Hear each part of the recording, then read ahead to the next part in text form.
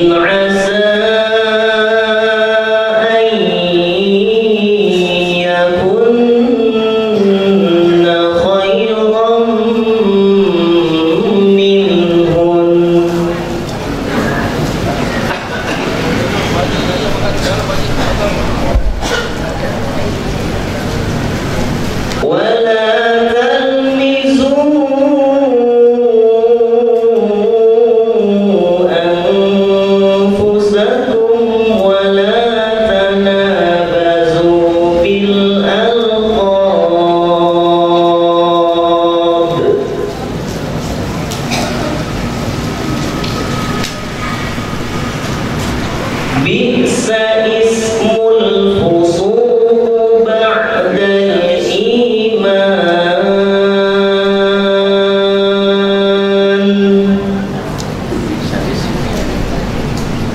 wa man lam yatub fa ulaika humul zalimun.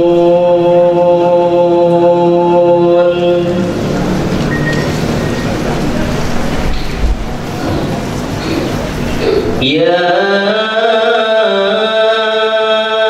ayyuhan nasu inna khalaqnakum min dzakarin wa untha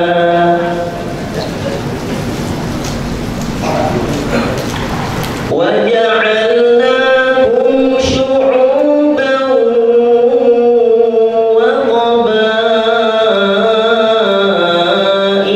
lita'arafu. Inna akramakum 'indallahi atqakum.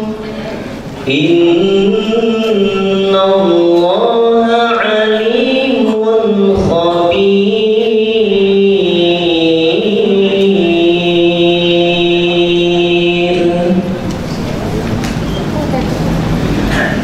Wahai orang-orang yang beriman, janganlah suatu kaum mengolok kaum yang lain, karena boleh jadi mereka yang diperolok-olokkan lebih baik dari mereka yang mengolok-olok. Dan jangan pula perempuan-perempuan mengolok-olokkan perempuan lain, karena boleh jadi perempuan yang diperolok-olokkan lebih baik dari perempuan yang mengolok-olok. Janganlah kamu saling mencela satu sama lain, dan janganlah saling memanggil dengan gelar-gelar yang buruk. Seburuk-buruk panggilan adalah panggilan yang buruk. Dan barang siapa yang tidak bertobat, maka mereka itulah orang-orang yang zalim. Wahai manusia, sungguh kami telah menciptakan kamu dari seorang laki-laki dan seorang perempuan. Kemudian kami jadikan kamu berbangsa-bangsa dan bersuku-suku agar kamu saling mengenal. Sungguh yang paling mulia di antara kamu di sisi Allah ialah orang yang paling bertakwa. Sungguh Allah Maha mengetahui, Maha meneliti. Al-Quran Surah Al-Hujurat ayat 11 dan ayat 13. Shadaqallahul Azim. Assalamualaikum warahmatullahi wabarakatuh. Alhamdulillahirrahmanirrahim. Semoga yang membacakan dan kita yang mendengarkan mendapatkan pahala dan berkah dari Allah Subhanahu wa taala. Amin. Bismillahirrahmanirrahim. Takbir. Takbir. Takbir. Dan kami beritahu juga kepada para Bapak Ibu jamaah sekalian, setelah pengajian yang akan diisi oleh guru kita Dr. Mardhani Alisera, khusus kaum muslimah akan ada kajian dan seminar tentang kesehatan yang akan diisi oleh narasumbernya, yaitu Dr. Wallahu saya lupa. Jadi mohon maaf ibu-ibu sekalian. Muhammad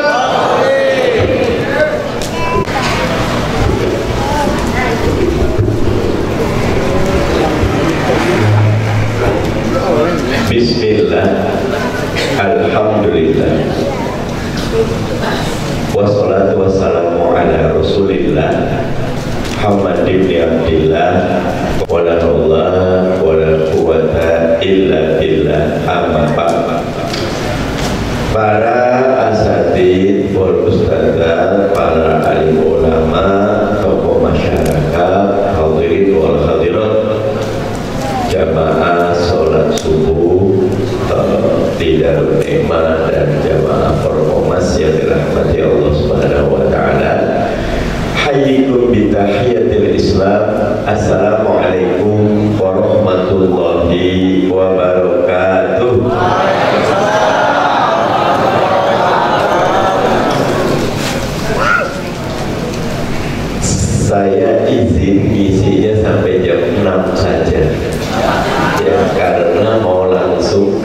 gabung juga di kedutaan besar Amerika. Anak cucu udah jalan, saya bilang biar duluan, bapak masih mau ikut pengajian. Yang kedua, izinnya temanya membangun politik dengan akhlakul karimah. Tapi saya izin memulainya dengan cerita tentang Palestina. Boleh Bapak Ibu? Dengarkan.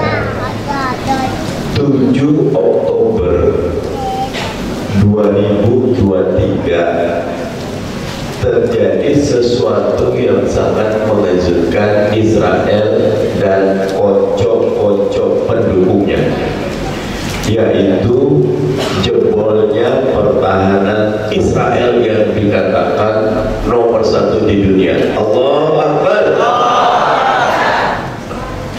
Ada banyak cerita.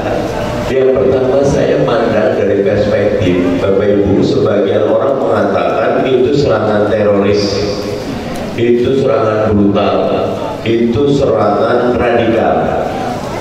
Tapi saya ingin menempatkan, coba kita kembali ke zaman Indonesia tahun 45 sampai tahun 49. Kita merdeka tahun 45, Bapak Ibu, tapi Belanda mengakui atau tidak mengakui kemerdekaan kita? Tidak mengakui. Makanya pada Juni sampai Agustus 48 ada agresi militer pertama, ada agresi militer kedua, kemudian habis itu Belanda kampanye ke seluruh dunia, sudah tidak ada yang namanya negara Indonesia. Karena untuk disebut satu negara syaratnya 3. Ada wilayah, ada penduduk, tapi yang utama ada pemerintahan. Dengan 2 agresi ini dianggap kan Jogja sudah dikuasai, seluruh pemimpin kita sudah dipenjara. Jadi sudah tidak ada lagi syarat ketiga satu negara eksis, namanya pemerintahan. Tetapi luar biasa, Sultan Hamengkubuwono IX berkomunikasi dengan Jenderal Besar Sudirman, dan seluruh pimpinan sepakat melakukan apa yang disebut dengan serangan umum 1 Maret 1949. Itu serangan yang mengejutkan Belanda karena dilakukan dengan kilat, dan Yogyakarta selama 6 jam saja, 6 jam dikuasai oleh pasukan NKRI. Allahu Akbar. Apa yang dilakukan saudara kita di Palestina sama dengan apa yang kita lakukan 1 Maret 1945. Allahu Akbar. Dari situ masyarakat dunia tahu klaim kampanye Belanda bahwa Indonesia sudah tidak ada batal dengan sendirinya. Karena apa? 6 jam Yogyakarta dikuasai oleh pasukan Negara Kesatuan Republik Indonesia. Dari situlah akhirnya Belanda takluk mengakui kemerdekaan Indonesia. Kita tidak boleh berandai-andai, tetapi kalau sejarah hari itu tidak dilakukan serangan umum 1 Maret, boleh jadi kita akan lebih panjang lagi prosesnya untuk mandiri dan merdeka. Kenapa? Karena Belanda saat itu termasuk kelompok yang menang Perang Dunia Kedua bareng Amerika, bareng Uni Soviet juga. Waktu itu masih Uni Soviet menang. Nah, karena dia udah menang, mereka ingin ambil balik seluruh kekuasaannya. Tapi dengan izin Allah dan keberanian para pahlawan dan pemimpin nasional saat itu, kita bisa menggagalkan akal bulusnya Belanda. Allahu Akbar. 7 Oktober 2023 sama. Jadi sebelum ini sudah ada 2 negara Arab yang buka hubungan diplomasi dengan Israel, Mesir dan Jordania. Itu dipaksa di perjanjian Camp David. 2020 tambah 4 negara, Uni Emirat Arab, Bahrain, Maroko, dan Sudan. Ini ditekan oleh yang namanya Donald Trump. Kalau Bapak Ibu suka umroh, itu ada paket umroh Dubai. Dubai itu Uni Emirat Arab atau umroh Abu Dhabi, sama juga Uni Emirat Arab. Nah, itu sudah banyak turis-turis Israel yang ceritanya merusak. Tapi karena sudah punya hubungan diplomatik, ya sudah bisa. Jadi pesawat Israel bisa masuk, semua keburukannya masuk. Dalam tahun belakangan ini, hubungan antara Israel dengan Arab Saudi mesra. Jadi berkali-kali delegasi resmi Israel ikut acara di Arab Saudi. Bahkan direncanakan di 2024 akan ada hubungan diplomatik resmi antara Arab Saudi dengan Israel. Kalau ini terjadi, tidak ada alasan dari negara lain untuk tidak buka hubungan diplomatik, karena Arab Saudi itu adalah kiblatnya umat Islam. Kalau dia udah buka, yang lain kenapa enggak tolak? Dengan sebuah strategi yang tepat, 7 Oktober 2023 memang dampaknya berat sampai sekarang, tapi itu mengingatkan kita, Bapak Ibu, obat pahit atau manis? Pahit. Kalau kita minum jamu yang manis itu dikit, tapi kalau minum jamu yang pahit itu yang sehat. Kadang-kadang kepahitan itu harus kita terima dalam rangka menyehatkan diri kita. Dan kadang-kadang umat ini harus menderita dalam rangka menyehatkan semangat kita, gairah kita untuk izul Islam wal muslimin. Allahu Akbar. Nah, jadi 7 Oktober itu benar-benar mengejutkan. Israel terkejut, Amerika terkejut, Inggris, dunia intelijen dan dunia defense strategi namanya, strategi pertahanan dunia itu terkejut bagaimana Israel bisa dijebol. 2023 awal bulan Juni saya dapat kesempatan datang ke Beirut dan ke Damaskus. Kita kalau mau ke Suriah nggak bisa langsung karena bandaranya masih banyak peperangan. Kita ke Beirut dulu, Lebanon. Oleh duta besar Indonesia di sana, kita diantar perbatasan. Dari situ kita ke Damaskus. Dari Damaskus kita mengunjungi pasukan perdamaian Indonesia yang ada di selatan Lebanon yang berbatasan dengan Israel. Kami datangi pagarnya Israel. Jadi pagar Israel itu 3 lapis. Yang pertama ini kayak pagar pakai besi, itu ada gulungan kawat, terus ada CCTV dan ada namanya thermal gun.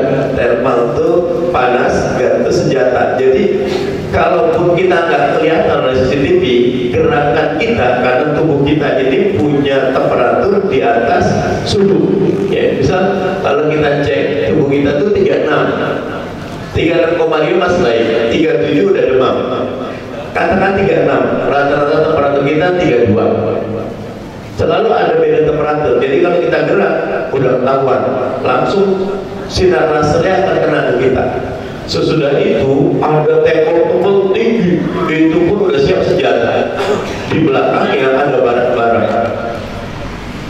Pas kami mau mencoba, Pak, jangan Pak, dia kalau 10 meter dekat langsung aktif tembakannya gitu. Jadi kita jauh-jauh mau berdekat ya. Amerika punya namanya dome, Patriot Dome itu kayak kubah untuk menghindari. Tetapi yang lebih canggih senjatanya Israel Iron Dome, kubah besi.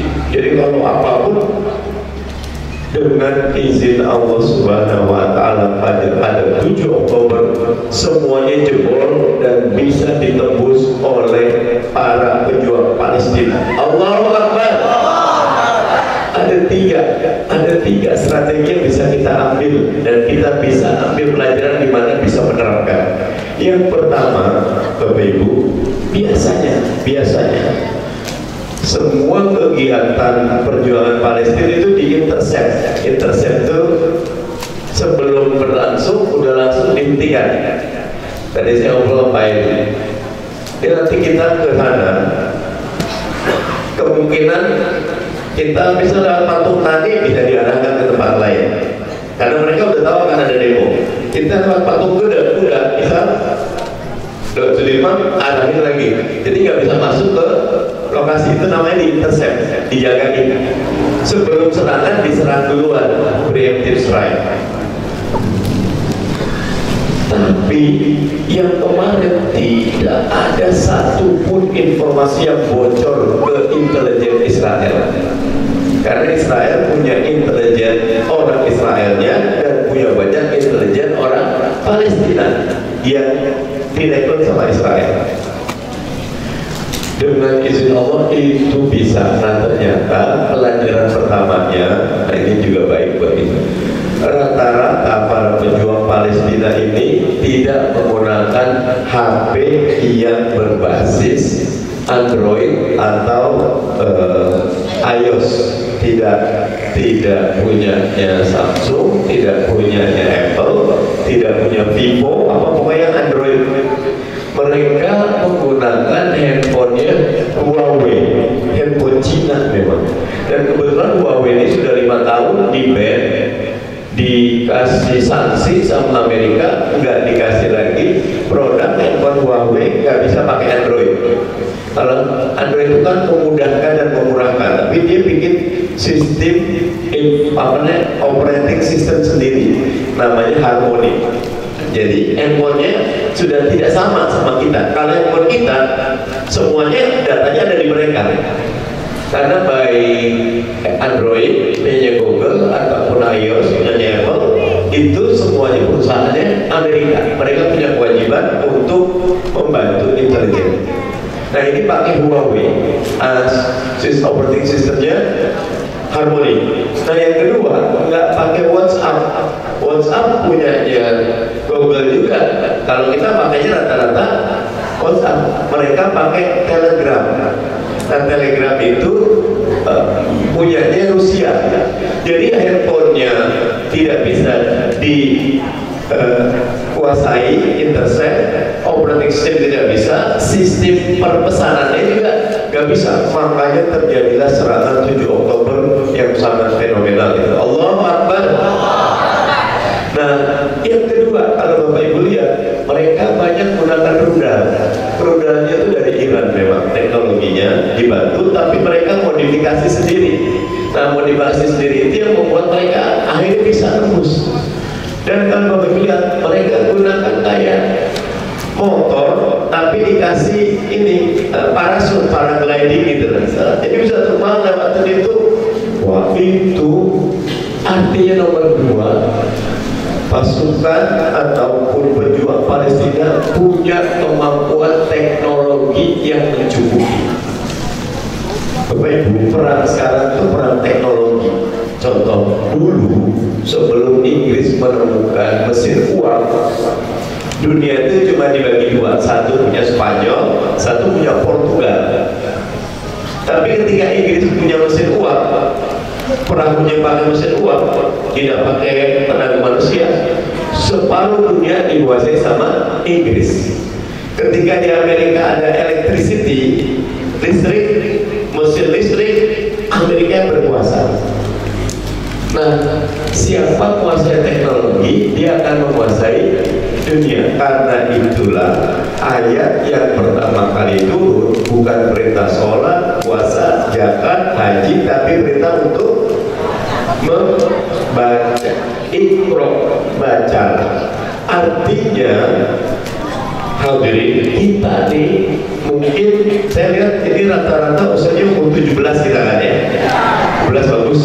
Tapi pastikan anak kita punya pendidikan yang baik. Cucu kita ada yang kita siapkan ahli biologi molekuler, ahli nuklir, dia ahli cyber security, yang satu lagi ahli rekayasa pertanian, yang satu lagi ahli desain tata kota, yang satu lagi biar ada dalam pikiran keluarga kita. Karena gini, Amerika itu hampir kalah sama Jepang saat Perang Dunia Kedua. Mereka terkejut ketika Jepang bisa ngebom habis Pearl Harbor di Hawaii. Tapi semua musuh Amerika itu terbungkam ketika Nagasaki dan Hiroshima dijatuhkan oleh satu bom atom. Jadi satu bom itu bisa menghentikan teknologi. Untuk mencintai teknologi nggak bisa pakai lisan. Anak-anak kita, cucu kita diajak ke, kalau di Jogja itu ada Taman Pintar. Di kita juga ada beberapa tempat-tempat di mana wow bagus sekali ini, bagaimana caranya, timbul pertanyaan. Jadi nggak bisa kita menang kalau nggak bisa kuasai teknologi. Itu nomor 2. Terakhir nomor 3 tentang Palestina. Hadirin volunteer. Sesudah 7 Oktober seluruh rencana Amerika dan Israel batal untuk membuat hubungan diplomasi dengan negara-negara Arab. Allahu Akbar. Karena siapapun negara Arab sekarang yang pengen buka hubungan diplomatik sama Israel habis dihukum oleh rakyatnya. Bersyukur kita di Indonesia sejak awal termasuk pendukung utama kemerdekaan Palestina. Allahu Akbar. Oke, itu tentang Palestina. Nanti ibu bapak akan dapat banyak lebih jauh. Inti sederhananya satu, kita itu cuma disunahkan, didorong datang safar itu untuk 3 hari. Sholat di Masjidil Haram, yang kedua sholat di Masjid Nabawi.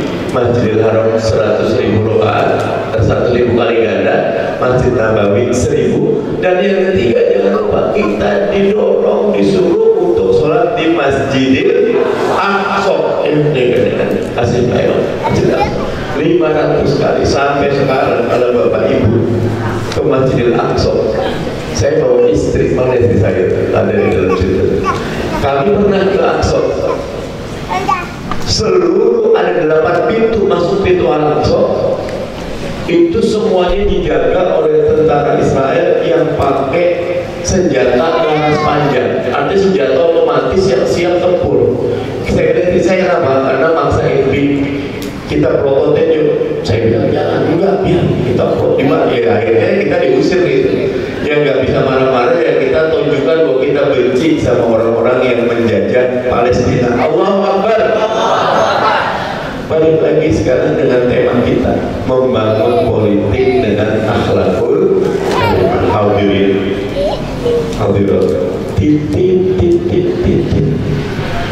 Sabda baginda Nabi Muhammad sallallahu alaihi wasallam, innama bu'ithu litammima makarimal akhlak. Aku ini diutus untuk menyempurnakan akhlak. Jadi mau politik, ekonomi, sosial, budaya, landasan utamanya adalah akhlak.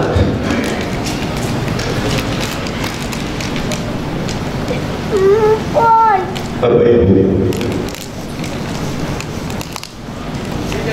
kata Nabi lagi, kullukum ra'in wa kullukum mas'ulun an ra'iyati. Setiap kalian adalah pemimpin dan setiap pemimpin akan diminta pertanggungjawaban.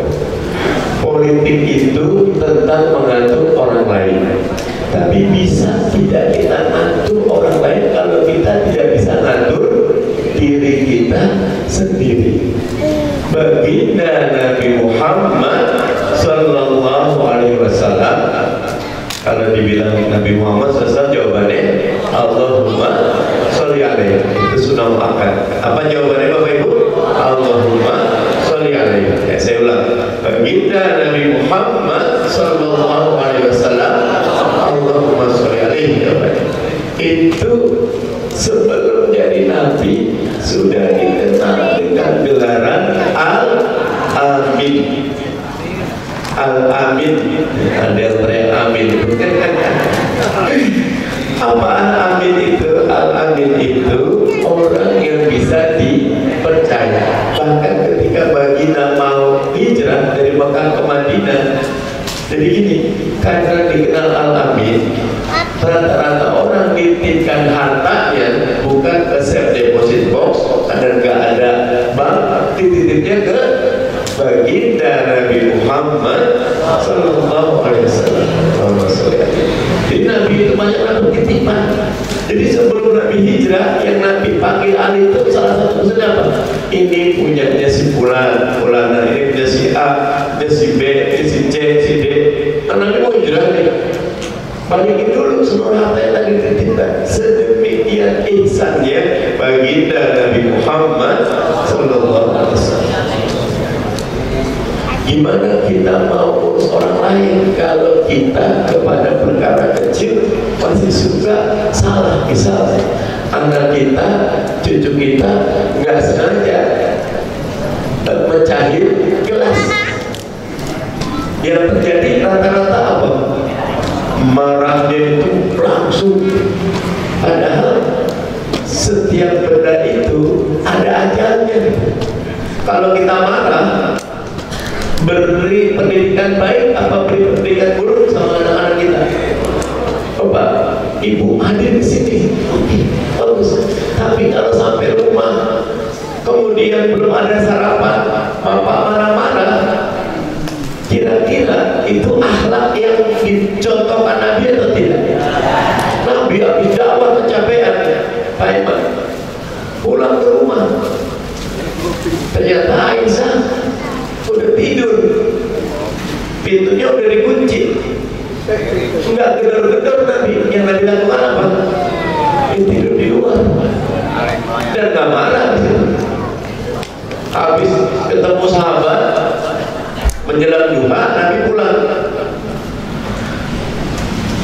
Ya Humairah, wahai yang pipinya kemerah-merahan, manggil Aisyah kan? Bapak manggil istri apa Pak? Ayat B bagus, solihat baik, cantik baik. Jangan inter. Panggilan itu akhlak tidak? Akhlak. Nah, Nabi datang nih, datang, nggak ada makanan Pak Iman, marah-marah nggak Nabi? Marah nggak Bu? Kalau di sini marah nggak Bu? Nggak juga. Orang Korkoma sudah berakhlak sih. Karena Nabi ya udah, kalau nggak ada makanan apa? Puasa. Karena puasa sunnah niatnya boleh pada pagi hari. Belum makan belum apa, itu puasa aja boleh. Kalau puasa wajib malam itu bahwa itu sama godin ada ibadah malam tuh yang puasa sunnah boleh. Hadirin, nggak ada politik tanpa akhlakul karimah. Makanya nggak bisa yang tadinya dukung A tiba-tiba dukung B, yang tadi suara A sekarang suara lawan A. Kira-kira itu politik yang baik atau tidak? Nggak bisa. Yang sebelumnya bilang nggak akan anak-anaknya masuk ke politik, terus tiba-tiba anak-anaknya masuk politik semua, itu sama kata sama perbuatan tidak? Enggak cerita kemana-mana. Ini bab tentang akhlak. Kalau akhlak kalimat dengan perbuatan sama tidak? Sama, wajib sama. Wajib sama. Maka semalam saya di Kompas TV dibahas tentang keputusan Mahkamah Konstitusi. Dalam hukum itu ada kaidah, kalau kita ada ikatan keluarga, ke atas ke bawah, ke kiri ke kanan, ke atas bapak ibu, bawah anak cucu, ke kiri kanan paman bibi apa, hakim diminta tidak ikut dalam pengambilan keputusan. Karena kalau ikut keputusan itu namanya secara etika tidak benar. Itu yang terjadi sekarang, ikut gitu. Kan ada urusan sama ponakan atau apalah gitu. Nepotisme itu asal katanya nepos. Nepos itu dalam bahasa Inggris nephew. Nephew itu ponakan. Harusnya nggak boleh ikut. Balik lagi. Tidak ada politik tanpa akhlakul karimah. Justru syarat utama politik adalah dibangunnya akhlakul karimah. Titip 3 akhlak utama kita. Yang pertama, kata baginda Nabi Muhammad sallallahu alaihi wasallam, Allahumma sholli alaihi, khairukum khairul li ahlihi. Yang terbaik dari kalian yang terbaik kepada keluarganya. Nah itu titip sama istri. Boleh minta maaf, boleh di luar jadi singa podium, jadi macan jalanan. Tapi kalau orang yang ke keluarga nggak bagus, ada istilah gini, boleh dia panglima, tapi kalau di rumah ada pangnam. Pangnamnya itu ibu-ibu, istri, karena si suami itu takut sama ibu kalau tidak berakhlak. Tapi kalau suaminya berakhlak, kitanya berakhlak, istri takut apa sayang sama kita, sayang dan hormat, sayang dan hormat. Nomor 1 titip pulang dari sini semangat ngaji, tapi lebih semangat lagi memuliakan keluarga kita. Kalau kita tidak punya akhlak, kita dukung satu kegiatan Palestina, istri anak kita, karena kita tidak berakhlak, belum tentu dukung Palestina. Boleh jadi dia dukung yang lain, karena setiap keputusan kita ingin sebel keluarga kita kalau kita tidak memiliki pesona akhlakul karimah. Bagus ya, pulang dari sini membuat akhlak lebih baik buat keluarga. Titip di kamar tidur, di kamar mandi, di ruang makan, di ruang tamu ada akhlak masing-masing. Ini satu kepada keluarga. Nomor 2 titip akhlak yang harus kita bangun itu kata baginda Nabi Muhammad sallallahu alaihi wasallam, Allahumma sholli alaihi,